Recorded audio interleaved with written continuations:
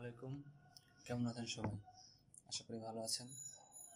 তো আজকে আমরা যে ভিডিও নিয়ে কথা বলবো সেটি হচ্ছে উইন্ডোজ 10 আইসো ফাইল কীভাবে ডাউনলোড করবেন। তো আইসো ফাইলগুলো দুইভাবে ডাউনলোড করা যায়। তো চলুন আজকে ভিডিও শুরু করি।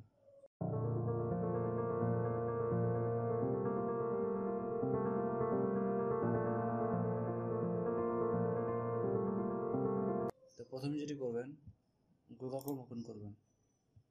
তো সেখান থেকে আপনি সার্চ বারে লিখবেন উইন্ডোজ 10। তো দেখুন মাইক্রোসফটে উইন্ডোজ 10 এটি এসে পড়েছে। তো এখানে ক্লিক করবেন। তারপর এইভাবে একটা পেজ আসবে। তো এখান থেকে আপনি কীভাবে আইসো ফাইলটি ডাউনলোড করবেন। তো তার জন্য আপনার কিবোর্ড থেকে F20 এটি প্রেস করবেন। দেখুন এরকম একটি ইন্টারফেস আসবে। তারপর এখান থেকে দেখুন এখানে একটা মোবাইলের স্ক্রিনের মতো একটা ইয়ে দেওয়া আছে, এখানে ক্লিক করবেন। দেখুন মোবাইল স্ক্রিনের মতো এটা হয়ে গেছে। তারপর আপনি যেটা করবেন, পেজটি একবার রিফ্রেশ করুন।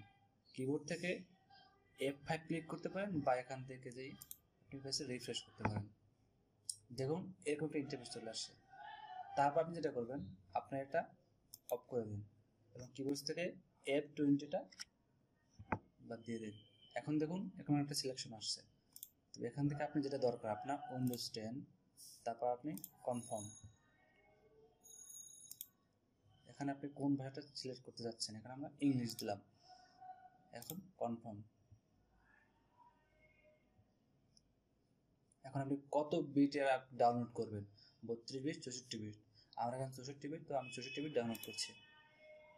দেখুন আমাদের এখানে ডাউনলোড হচ্ছে আর কি।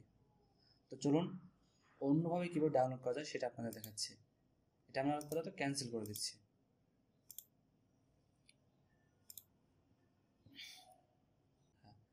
তো এবার যেটা যেভাবে করবো আমরা, সেটা হচ্ছে গুগল রাইট ক্লিক করে প্রপার্টিস, তবে এখান থেকে এটা দিয়ে তারপর এখান থেকে রান দিস প্রোগ্রাম এটা ক্লিক করে এখান থেকে উপরটা উইন্ডোজ ভিস্তা একটা ক্লিক করে দেবেন।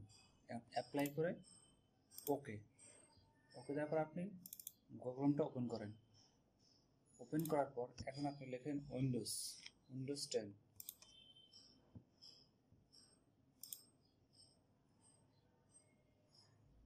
এই দেখুন এখানে এখন অটোমেটিকলি আপনার আইএসও ডাউনলোড করা অপশন এসে গেছে। তো এখান থেকে আপনি উইন্ডোজ 10 কনফার্ম, তারপর আপনার ল্যাঙ্গুয়েজ সিলেক্ট, তারপর কনফার্ম, তারপর আপনি কত বিটে চাচ্ছেন, 32 বিট 64 বিট। আমি 64 বিট চাচ্ছি, 64 বিট। দেখুন এখন আমাদের ডাউনলোড আবার শো করতেছে। তো আপনি এই দুইভাবে আপনি উইন্ডোজ 10 আইএসও ফাইলগুলো ডাউনলোড করতে পারেন। তো যদি আপনার কেউ না বোঝেন আমার ভিডিওটি, তো অবশ্যই কমেন্ট বক্সে জানিয়ে দেবেন, আমি আপনাদের অবশ্যই সাহায্য করবো ইনশাআল্লাহ। ধন্যবাদ সবাইকে।